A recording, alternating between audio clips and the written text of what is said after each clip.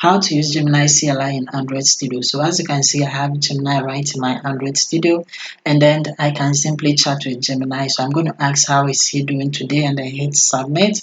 And as you can see, Gemini has responded. Okay, so let me show you how to get it. First, to get it, you have to open a project, okay, just like this in Android Studio, and then you are going to see that you have the Gemini icon just like this. You can simply come and then click on it, and it is going to open the chat box just like this one, okay. And then from here you have the option to come and then chat with Gemini by selecting the chat.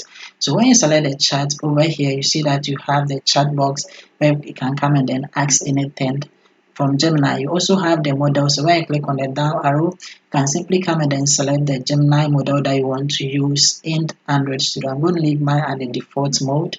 And then over here there is one thing, okay. So if you don't find the Gemini symbol just like this, the icon, you have to enable it. So over here, the down button, you see that we have the icon right here, okay. So when you put the mouse on it, as you can see, mine is active. So when you click on it, you have the option to come and then enable it by clicking on enable AI code.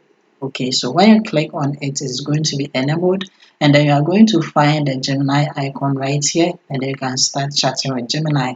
You also have the agent mode where you can come and then click on it, and then the agent mode will also come. You can simply come and then start chatting with Gemini right from here. Okay, so like the video. If you have any questions, leave in the comment down below, and then see you in my next video.